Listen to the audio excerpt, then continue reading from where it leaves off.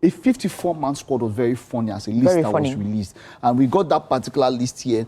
I know it's quite a lot. I might not be able to go through them individually, but what are your thoughts about this? Wilfred Ndidi was going to be the captain, of course. A 16-year-old goalkeeper who would not be playing. I don't see the reason why he's on this list. There's no point giving them unnecessary false hope. Why are you releasing 54? 54 means you're not ready. You did not prepare ahead. Or you have an ulterior motive behind all of these things. Yes. Because other teams, Cameroon released 28, others 30, 22. Why are we releasing 54? Are we to show off that we have so much talent or what? You should by now, since the playoffs and the qualifiers, you already knew that the AFCON was in December. In the same year with all of this issue and rancor and international break, by now you should have known your first 11. Not to now talk of those who will be on the bench for you that you bring in. Then you can go out there to still scout and bring in other people that you feel like can add more value. This is the shocking thing. How is his name here? How is it so? How is it so that he was going to retire? And then his name already came out on the list. That was why I told you earlier in the morning. There is something fishy. About William Trusekong's retirement. Yes, there is something fishy. So, but look, all this Ryan Alebioshu, all these guys, they would not feature. We already know the guys that will feature that will be here. So you limit all of these unnecessary, external problems and just let's focus on the guys and be more organized. Who partners Calvin Bassey in the middle of defense?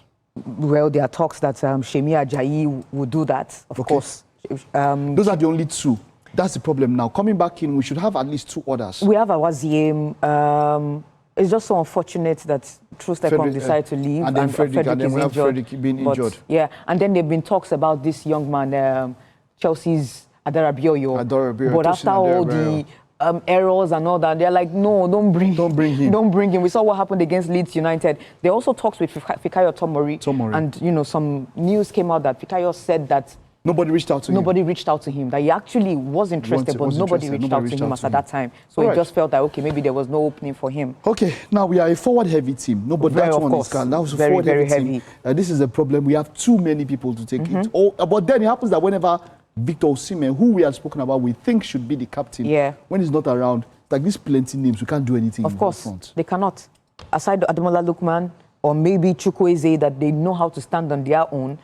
Every other striker, Simon Moses, is not trustworthy. You can't trust him. Ako Adams is just coming up. He has proved himself. He has scored twice during the qualifiers. Chidera Ejuke barely starts for his side in Sevilla. Olakunle Olusegun, Sadiq Kumar. How many times have you heard of Sadiq Kumar? Kelechi Iheanacho plays for Celtic. Terry Murphy for OGC Nice.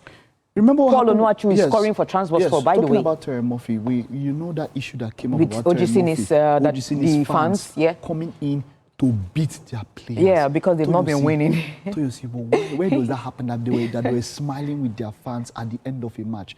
Terry Murphy, he was given a 1-week leave.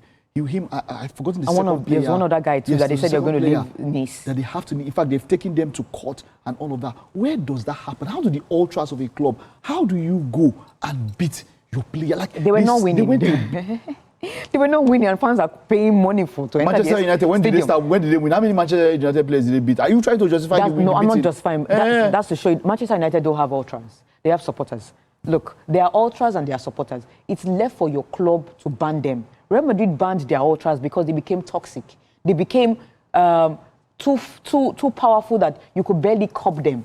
And it was also giving that negative vibe on the players. The players, when it comes to the Santiago Bernabeu, it was difficult for them to score goals. They were always fidgeting. They were worried. If you go 45 minutes, first 45 minutes 0-0 at the Santiago Bernabeu at that time, the ultras are already at your neck. So they had to ban them. So it's left for each club to ban your ultras. If they are becoming too toxic for your club and for other fans, you need to take that step. So this is left for OGC Nice to fix it up. Yes, it's left for OGC Nice to fix up. I don't even think staying in that club is the best thing. There's nothing wrong with them wanting to leave. Yeah, you can leave. They feel like this club is not conducive for me. My life is at stake here. You should leave.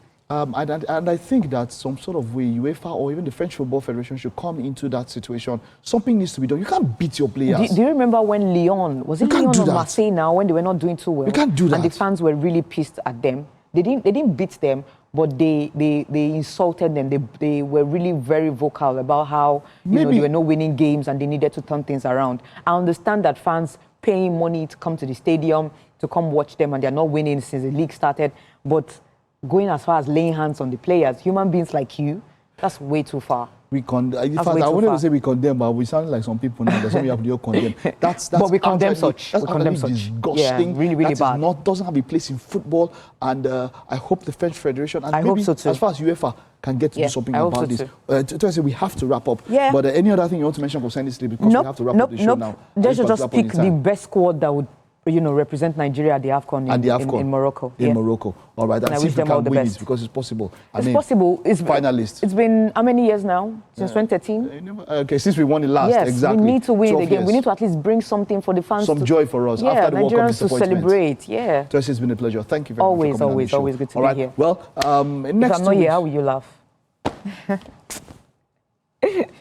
You got that. All right, that's it on the show today. We will see you next time. Yeah. Bye-bye. Bye.